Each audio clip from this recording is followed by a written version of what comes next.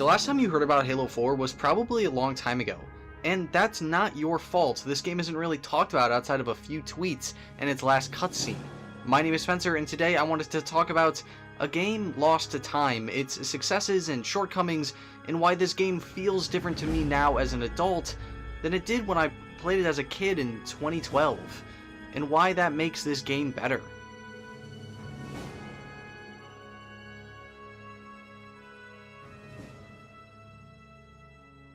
The biggest problem I had with Halo 4 was its story. When I first played it, I just couldn't relate to it. For context, I was only 11 years old when I played the Halo 4 campaign. I had no recollection of grief or loss and of trying to hold on to everything that you know, and the perspective that that's going to change and that you're scared of that. You don't care about change when you're a kid, and that's why I didn't connect with Halo 4's campaign, and why I never really connected with anything 343 related in general.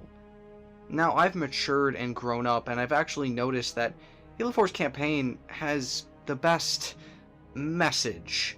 Not the best missions, not the best characters, but the ability to leave you sitting there, thinking about something. What does it mean to be the Master Chief? That's exactly what this campaign is trying to tell you, and it's not an easy thing to say. Master Chief, since his inception, has been a husk for the player. A pseudo-silent character who is really only necessary during cutscenes. How do you make that husk of a man mean something on a narrative level instead of a gameplay-focused one? 343's idea is quite genius. Making Cortana the focus of Halo 4's narrative is really the only direction they could have gone to develop the Master Chief as a character. Cortana is the only character left standing that has any real emotional attachment to Master Chief during the original trilogy, and she really is the only one that knows and actually talks to Chief on a consistent basis. Their bond has been the strongest throughout the original Halo trilogy, and we even see Bungie play around with that idea during Halo 2 and especially during Halo 3. But committing to kill a character is very difficult to do, and with that you really have to stick the landing. And not only does it do that, but it gives us the best ending for a Halo game, in my opinion. Wait. Welcome home, John. But this isn't as cool as Halo 2 or 3. Not all games need to end heroically. The Master Chief cannot save everyone. Johnson was betrayed, Miranda acted rashly, and even Keyes in Combat Evolved died by his own faults.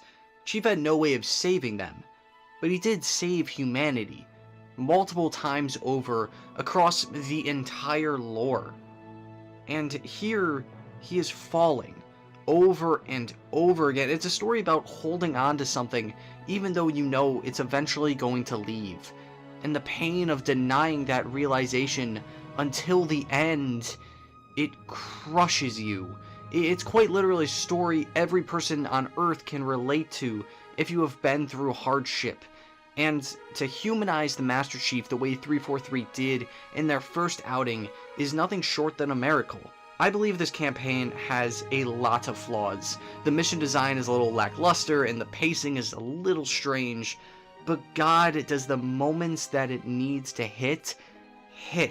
And because of that, Halo 4's campaign is deservedly a high rated amongst the community. Is it my favorite? No, but it's great, and it's somebody else's, and that's really all you need to say. And now we have to talk about Halo 4's multiplayer, the most divisive part of the Halo 4 experience. When I was a kid, I really liked this Halo multiplayer because it reminded me of Call of Duty. After playing Reach for a whole lot, I recycled back to my roots with Modern Warfare 3, and when I got my hands on Halo 4, it just played like a futuristic Call of Duty. And for that, I liked it, and I was really good at it. But objectively now, as an adult, the multiplayer leaves a lot to be desired. I don't really care about the maps outside of Exile, The perk system is a little strange. Everybody picked the exact same weapons, so everything seems a little unbalanced per team. And Sprint really moved the game into a faster direction. Sprint was already decisive in Reach, but in Halo 4, it's kind of even worse. Having it as a set ability means that you can just kind of run away from encounters. With the power of hindsight, a lot of people have gone back and said Halo 4 wasn't that bad, but hindsight can only take you past with those 2 games, 5 and Infinite's multiplayer. You kind of have to look back because it's a little bit biased. Halo 4's multiplayer dropped off of a cliff the second Black Ops 2 released. Why would you ever stay to play Halo 4 when the greatest Call of Duty ever came out? But overall, Halo 4's multiplayer wasn't good, and despite people trying to tell you it is, sadly it's not. And one of the reasons why this game was forgotten for a really long time was because the multiplayer was so divisive and so forgettable. Now, instead of Firefight like the last 2 games before it, Halo 4 has Spartan Ops, basically Hidden Experience wet dream of a campaign DLC for Halo Infinite. It had some unique environments, but mostly a retread of all of the multiplayer and campaign maps with different assets. But it did have pre-rendered cutscenes. Much like the Halo Wars cutscenes, they still look amazing even today.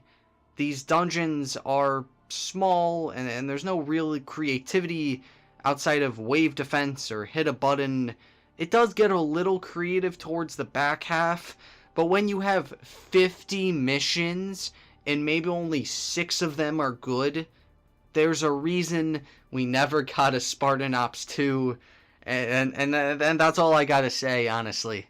Oh, thank God, a YouTube video where it doesn't mock 343's art style to death. Oh, hey, that's a good idea. Crap. Look, the art style for Halo 4 and 5 has been talked about to literal death, and because of that, I'm not really gonna have an opinion about it, because my opinion is literally everybody else's opinion on the 343 art style.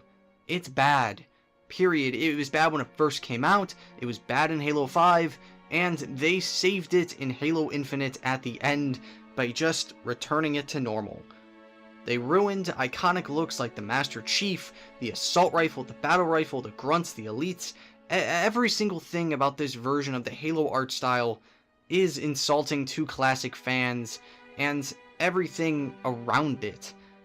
I know this art style has its lovers, and for that, hey, everybody is entitled to their own opinion. And I'm not really gonna talk shit, because I like dumb things in video games as well. It's not worth getting mad about anymore, mainly because the art style is already changed. So, what? There's no complaining to do. It's bad, people know it was bad, and it was fixed. That's all I got, but it's a Halo 4 video, so I have to talk about it. But I don't really want to. That's it. That's the art style debate. Thank you. Good night. Halo 4 sits in a weird spot. On one end, it's really good, and on the other, some parts of this game don't really need to exist at all. I don't want to say this game is mediocre, because it's not, and I find myself having enjoyment in a game like Halo 4. But it's not something that you remember, it's not something that sticks in your mind for a really long time, outside of one of the best scenes in Halo, and in all honesty, the pinnacle of 343's entire success with the IP. Halo 4 was the most complete game we got in the 343 era, and I think that there's something to that.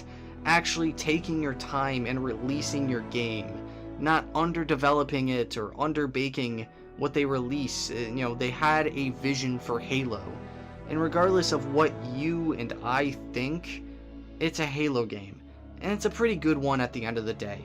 Nothing to rock your world, but what game does nowadays? What did you think of Halo 4? Was it as good or as bad as I make it out to be? And do you have a favorite memory from this game? Feel free to let me know. Thank you so much for watching. If you enjoy what I do, maybe consider checking out some of my other stuff. Thank you so much.